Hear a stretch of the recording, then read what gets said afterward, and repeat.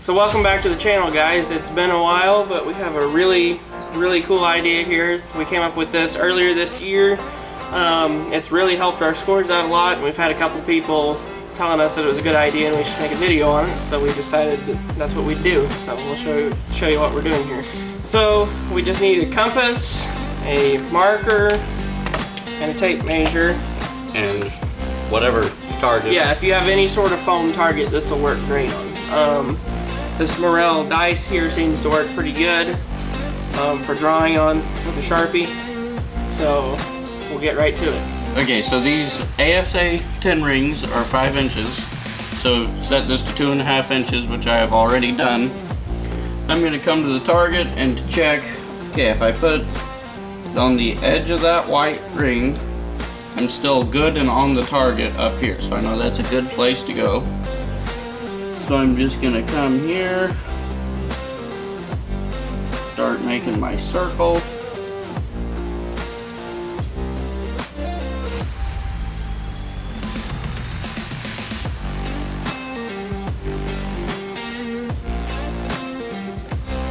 Okay, now it is very faint, but there is a little scratch in the circle. I'm going to take my Sharpie and start tracing on that scratch. Just trace all around. Okay, so now these ASA 12 rings are 1.5 inches diameter. So I'm going to set my compass to 3/4 inch. I have lost my center mark. So I know that the ASA 12 rings butt up with the outside of the 10 ring. So what I'm going to do is just going to come up here, set my compass marking spot to the outside of the 10 ring to start my circle.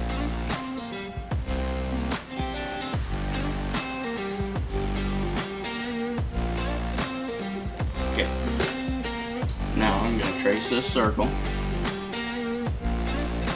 Okay, now I've got that one up here traced, and I don't have my center mark. I'm going to go ahead and do my lower 12. Come up here, butt it up with the edge of the 10 ring, and do the same thing.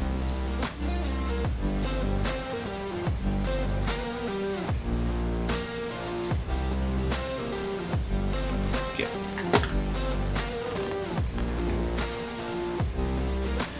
So now I have the upper and the lower done.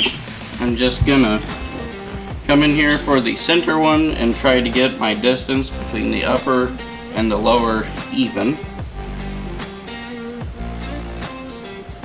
There and there. And then start my circle.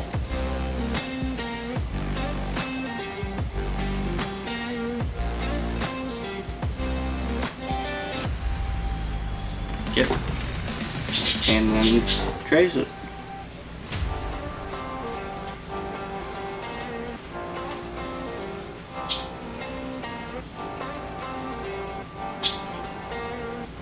And we are done with our ASA 10 and 12 rings.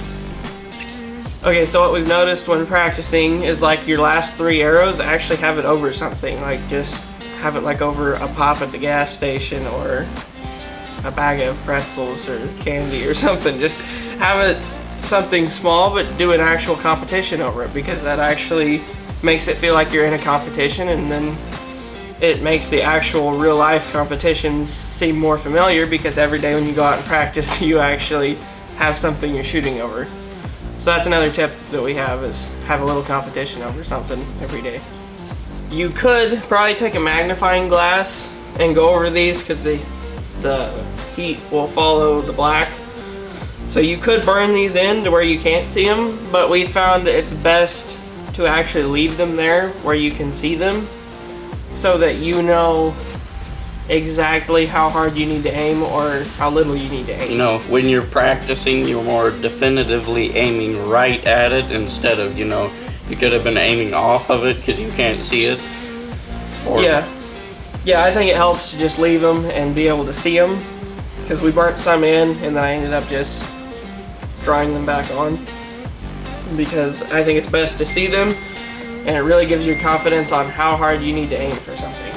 This was our side from earlier in the year. As you can see, it's pretty well been tortured, so we redrew on this side. And another thing is, you know, a lot of people will say they get to where they don't want to aim at an upper or don't want to aim at a lower or something, because, you know, they're always shooting lower, always shooting upper. With this, it helps you realize it's the same target. Like, no matter which one I call, if I miss, I miss. If I don't, I don't. It is the same size target. It doesn't matter which one you call. So, it just really helps you build your confidence, because it also helps you know how hard you should aim at 12s. Like, I have found that if I aim hard at 12s, I usually do better, because I might get like 2 8s, you know, more than I would have got, but I'm probably also going to get at least 2 more 12s than I would have got, because you won't have those barely out 10s as much, and I just seem to score better overall going hard for 12s.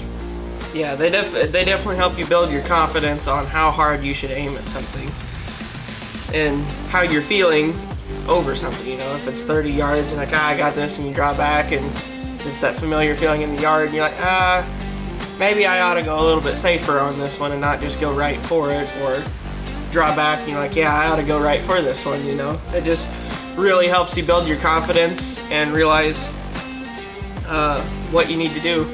So if you watched this far into the video, thanks for watching. We just had a couple people tell us it was a cool idea and that we should maybe make a video on it. I thought it was a good way to save money and use a target that you already have and put ASA rings on it. I mean, I would really like a foam target, but for now we'll just stick with this. So, and hopefully this helps you. I know this has helped us in our confidence and everything. So, thanks for watching. Please like, comment, subscribe. Maybe check out some of our videos over there. We'll see you next time. Till then, shoot some rings.